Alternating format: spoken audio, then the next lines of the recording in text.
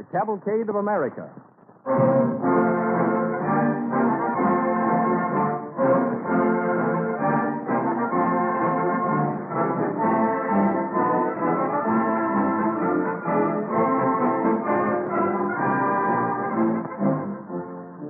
DuPont, one of America's oldest industries, presents The Cavalcade of America, a series of episodes from American history, stories showing the qualities of mind and spirit that have made America and the American people what they are today. Distinguished educators, prominent in the American Historical Association, have cooperated in this series to achieve historical accuracy. Throughout this pageant of American life, listeners will find the inspiration that accounts for the forward march of American industry, agriculture, science, and art. In the realm of research chemistry, where the name of DuPont is known the world over, the will to achieve, to build and rebuild, to produce better things for better living is but a reflection of traditional American spirit.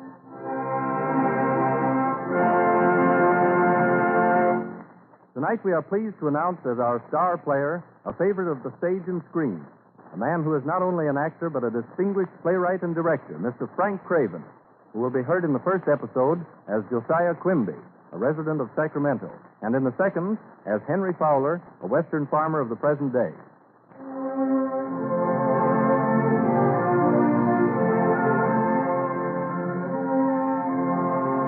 Tonight, the Cavalcade of America recreates two outstanding examples of the will to rebuild, events characteristic of thousands of similar happenings in American history. The spotlight swings back through the mists of time, back through 83 years. Our Cavalcade Orchestra takes us back to California in the early years of the Gold Rush with the 1849 Overture.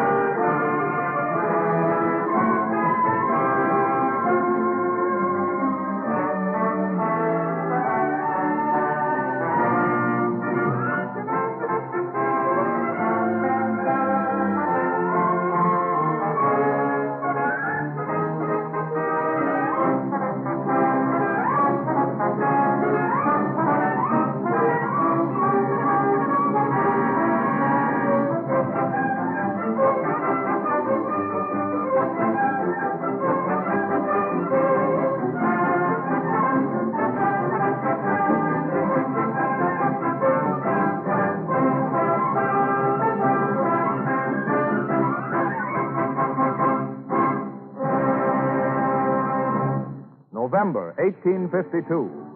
4 years have passed since the cry of gold, gold went ringing round the world. But still the mad rush to California continues. On the Sacramento River stands a flourishing young town, the town of Sacramento.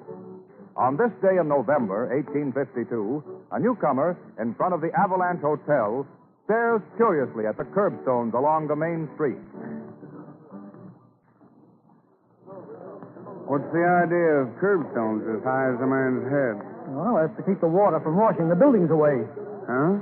Well, in the spring, you see, these streets here is all rivers. Them dusty rivers? I know you don't believe me, but it's right. You go look in the backyards of all the houses along here. You'll find a rowboat in every one of them, ready and waiting. Oh, now, listen. That's too much to swallow. I know. I laughed like that myself when I first came here. I didn't think it was so funny the next spring, though, when I see my tent, my bed, and all my worldly goods go disappearing downstream with me a following on a plank.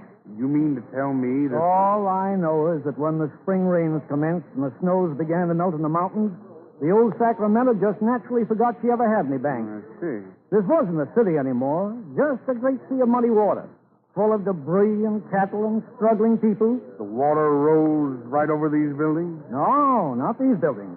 These are all new buildings. Now, so we had more sense that time. We didn't build them out of adobe. We built them out of wood, and we built them higher up in the banks, too. And built curbstones 6 foot high. Yes, we built more than that. We built a levee, a $250,000 levee. I don't know how we ever managed to raise the money with half the folks in town ruined, but we did, somehow. Well, at least now you don't fear any more floods. Well, we've taken all the precautions we know how. There's no telling, though. I said there was a boat in every backyard, didn't I? I'm surprised that anybody stays here at all, if that's the case. It'll take more than a little inconvenience like a flood to discourage the folks of Sacramento. Only gets the dander up. Makes the place grow. Oh, we've got great plans for Sacramento. We're going to lay out parks here one of these days, build schools. There goes the school bell now. Hey, that's no school bell. That's the fire bell. Fire? I can see it. Look. Yonder, see those sparks shooting up? They're going this way, too, right across the town. Good Lord. Quick, come on, let's go.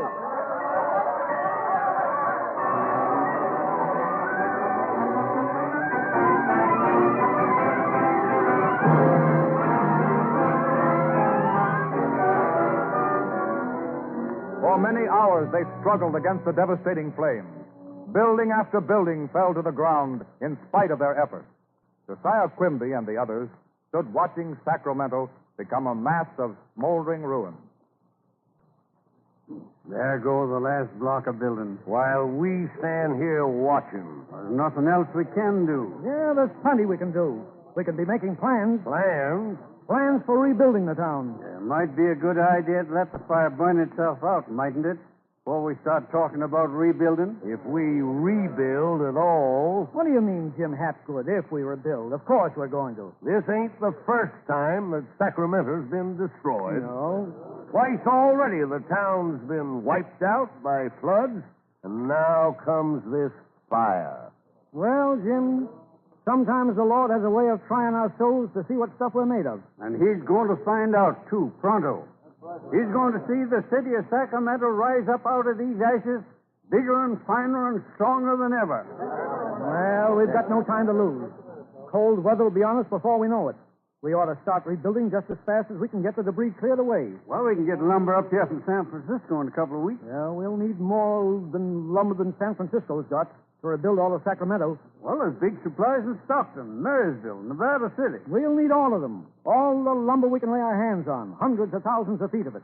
Hundreds of thousands? That's $70 a thousand? That's the price they're asking in the market now. But just let them hear what's happened.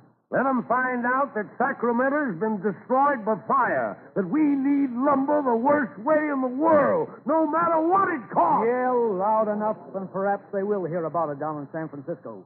But keep quiet till after we've put our order through. How can you keep a thing like this quiet? The burning of one of the biggest cities in California, the news will travel like lightning. You know how slow the mails are. If we start out right now, tonight, and stop for nothing, we ought to get to San Francisco and the rest of these places before anybody else traveling that way carries the news to them. And if they do hear of it before you get there... Well, then that'll be just one more piece of hard luck for Sacramento. But at least we can try.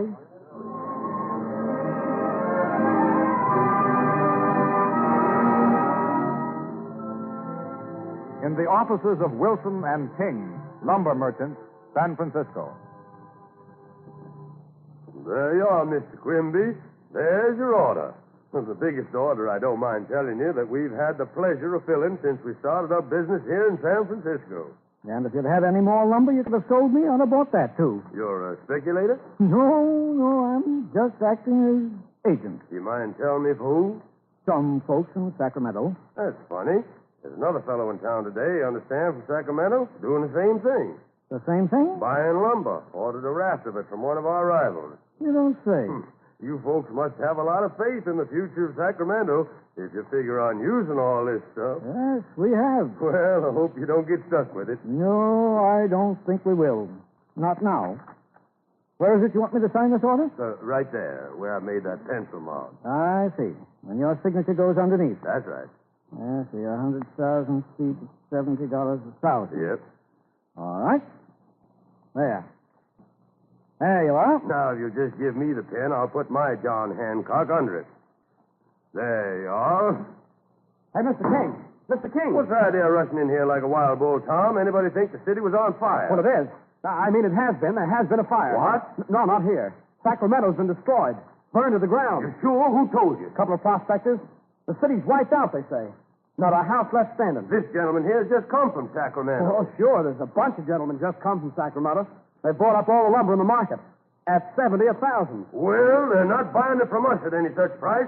This order's canceled, Mr. Quimby. Don't you dare tear up that order. It's canceled, I tell you. You signed it. You got me to sign it under false pretenses. You didn't tell me what you wanted all that lumber for. Are you in the habit of making your customers tell you what they're going to do with the lumber that they buy from you? You took an unfair advantage of me. I didn't know what had happened. I didn't know Sacramento had burned. No, you didn't know that the city was destroyed, that its people were homeless, that they'd lost their houses, their places of business, everything they owned. But now that you do know, you're going to try and profit by it. You're going to hit them when they're down. You're going to charge them an outrageous and exorbitant price for the lumber that they need so desperately to put roofs over their heads. Well, we're not asking you to give us this lumber, Mr. King. We're only asking you to sell it to us at a fair price. Well, what do you think, Mr. King? All right, Mr. Quimby. Your order stands.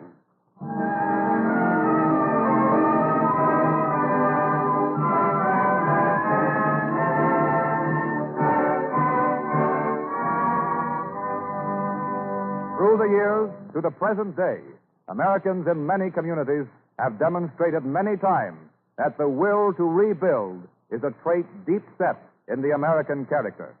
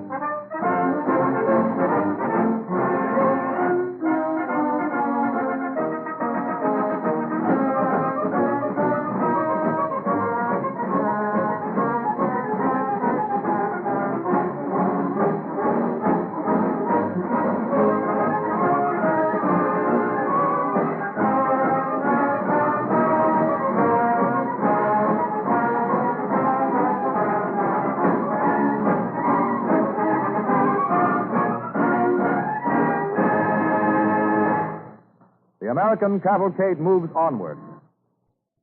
The will to rebuild is as strong today as it ever was. It is spring, 1935, and over the Great Plains region of America, for months, no rain has fallen. Starved livestock grub the parched fields. Trees and grain choke for moisture. Farmers scan the skies prayerfully, hopeful that rain will soon come to end the rising dust.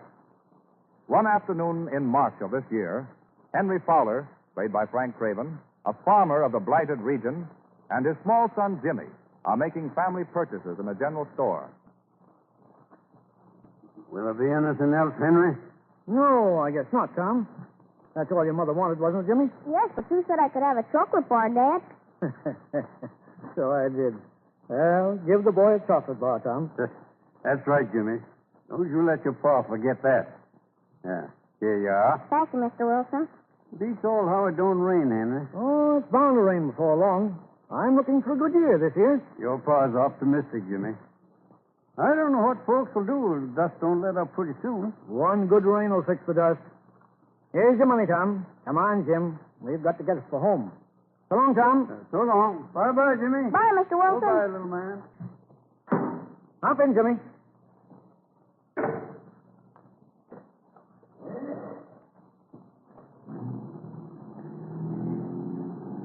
It's getting dustier than ever. Gee, Dad. What did he mean? What does who mean, Jimmy? Mr. Wilson in the store. When he said he didn't know what folks would do if the dust doesn't quit. Well, he meant it to be pretty bad for the crops if the dust gets bad. Nothing will grow?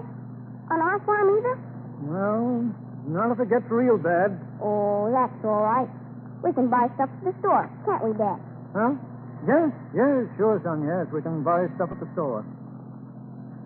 Gee, getting dark. Dad, quick, look. What? What is it? That big black cloud. Maybe it's going to rain. No such luck, Jimmy. That's dust. Dust? Quick, roll up that window. I'll turn on the light. Gee, getting just like night out. Now, don't get scared, son. We're almost home. I'm not scared, Dad. Getting worse by the minute. Hold your cap to your face, Jimmy. All right, Dad. Are you scared, Dad? No. No, but we won't be able to see the road if I hope your mother is... The car stopped, Dad. Huh.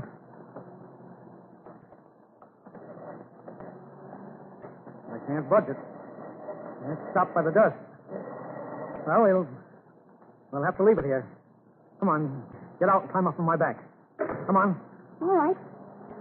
Oh, gee, Dad. The dust hurts my eyes.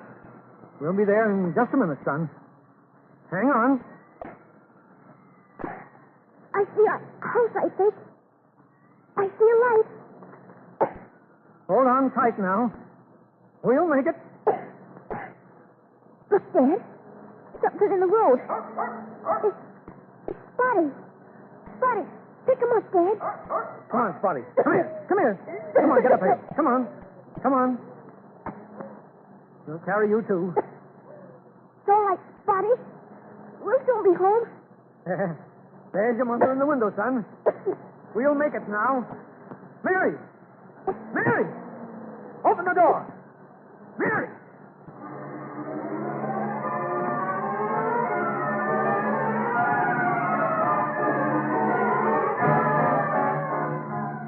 March 25th, 26th, 27th, 28th, March 29th. 5 endless days and nights a dust storm rages, the worst in the history of the Southwest.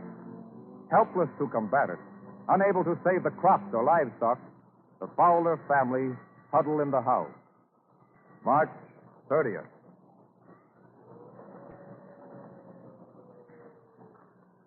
Henry, what are we going to do? Well, there's nothing we can do, Mary. Just sit and wait. That's all. That's all there is to do. Dad, you mean I can't ever go to school again? Sure, Jimmy. Just as soon as the storm dies down.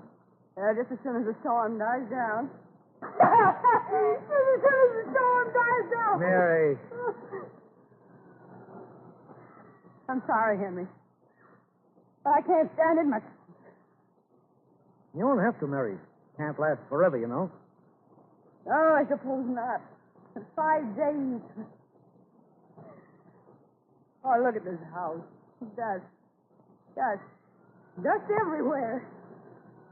Comes in the windows even when they're open. Well, don't forget we're not the only ones. We've got a roof over our heads anyway.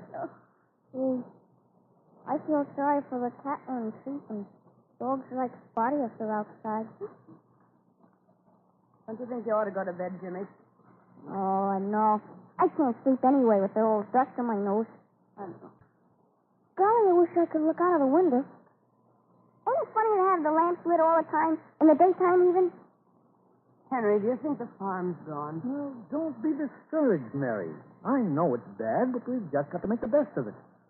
But we had the crops all in. Well, we'll put them in again. Then, if we get just one good soaking rain. If we get a good rain. Oh, if we could only have a little rain.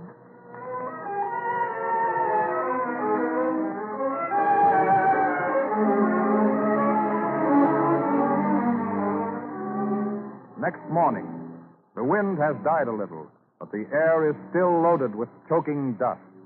There has been no dawn, no sun. Did you get any sleep, Mary? Yes, a little, Henry. It's so hard to breathe. Oh, of course, the wet clogs hurt.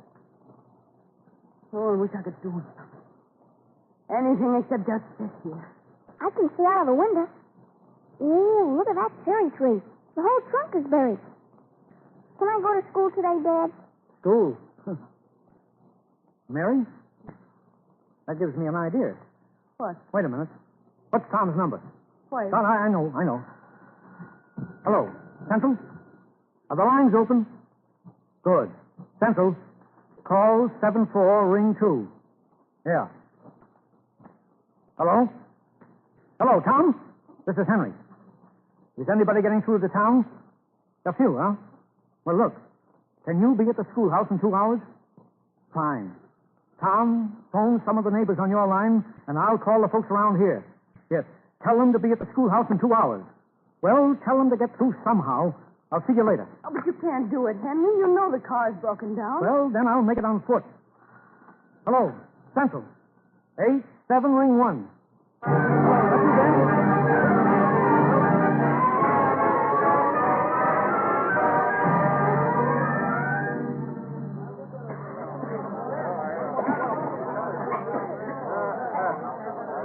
How many are there here, Tom?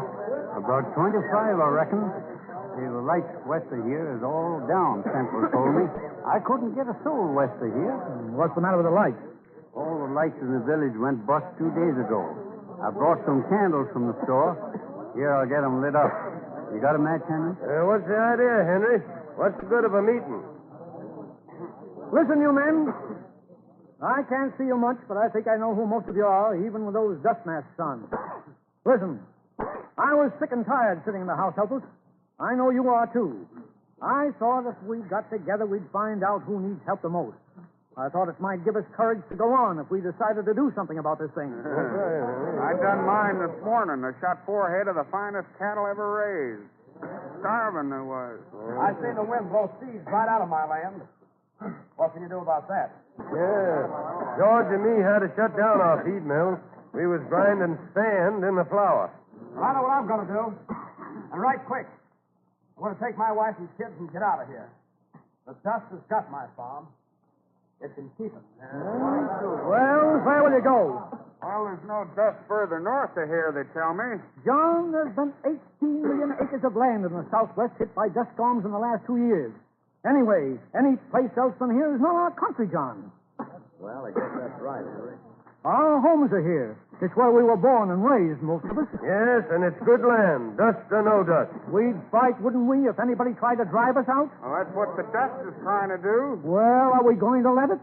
Well, Are we going to let a few days of a dust storm make quitters out of us? We've had to eat dust. Are we going to let it beat us? You bet we're not. But what we want to do now, boys, is to check up the damage that's been done. Some of us have been harder hit than others, and we've got to pitch in and help them first. That's right. Yeah, well, now, you see, the wind died down last night. In a few weeks, we'll be... What's the matter? Look, it's getting lighter outside. huh? The sun's coming out. The sun's coming out. Well, I told you, boys.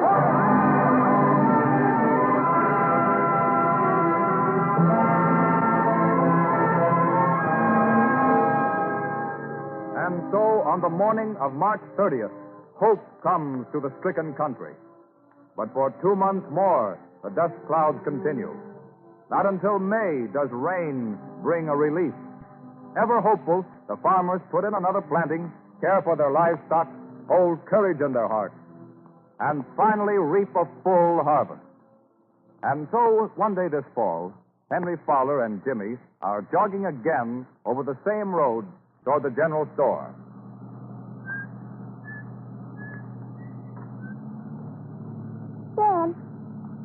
forgetting you promised me a chocolate bar, are you? No. No, I won't forget, Jimmy. Remember the time when you bought me one just before the dust storm came up? Uh-huh. I'm glad we didn't move away. Aren't you? You bet I am.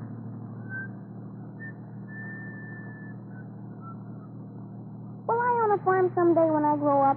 Of course you will. Just like your grandpa and me. Will there be dust storms then too, Dad? Maybe not, Jimmy. Maybe by the time you own the farm, we'll have found some way to prevent them. Oh, I wouldn't care if there were. I'd stay. Just the way you and Mom did. Sure you would. And when you grow up, you'll understand the reason you'll stay. We're the sticking kind, Jimmy. Like your grandpa and my grandpa. What we struggle to get, we fight to keep. That's our heritage. You can't understand that word yet. But someday you will, Jimmy. Someday you will.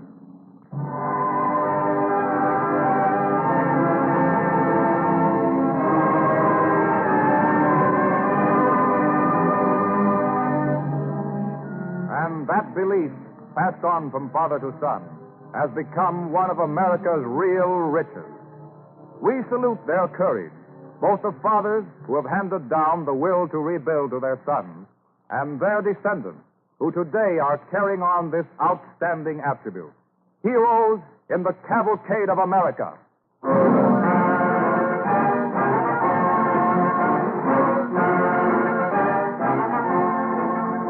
And here's another short story of rebuilding. The story of an amazing conquest in the realm of agriculture. Growing things need nitrogen, and plants take it out of the soil faster than nature can replace it. This was a challenge to the skill of man to improve on nature's method of rebuilding the soil. Turn back the years to 1898, to a day in September in Bristol, England.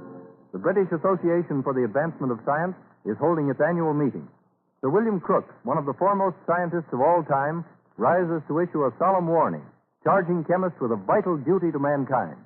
Are we to go hungry and to know the trial of scarcity? That is the poignant question. Let us remember that plants create nothing. There's nothing in bread that is not absorbed from the soil in the air. And unless nitrogen is returned to the soil, its fertility must ultimately be exhausted. The fixation of atmospheric nitrogen, therefore, is one of the great discoveries awaiting the ingenuity of chemists. It is deeply important in its practical bearings on the future welfare and happiness of the civilized races of mankind. Sir William gave this warning to the world because he feared the natural deposits of nitrates in South America would be exhausted unless some other source was found. Fortunately, chemists accepted his challenge, rolled up their sleeves, and went to work. By 1902, they actually had succeeded in capturing the nitrogen from the air, experimentally to be sure. But the job of rebuilding the soil was on its way. American chemists were pioneers in the first stages of this work. In 1926, in our own country, the DuPont Company started the production of fixed nitrogen on a really commercial scale. And today, DuPont is producing quantities of this vital compound for the needs of America's agricultural land. And the amazing thing is that this vital substance is made, with the aid of coal, from the most abundant of all raw materials, air and water. Thus, chemistry safeguards the very life of mankind by ensuring a continued supply of fertilizer essential to food crops. And today, as yesterday, research chemists are working out problems which are equally important for tomorrow. For it is the aim of DuPont to provide better things for better living through chemistry. On tonight's program, you have heard Frank Craven, favorite star of stage and screen. Next week at this time, DuPont again presents the Cavalcade of America. This is the Columbia Broadcasting System.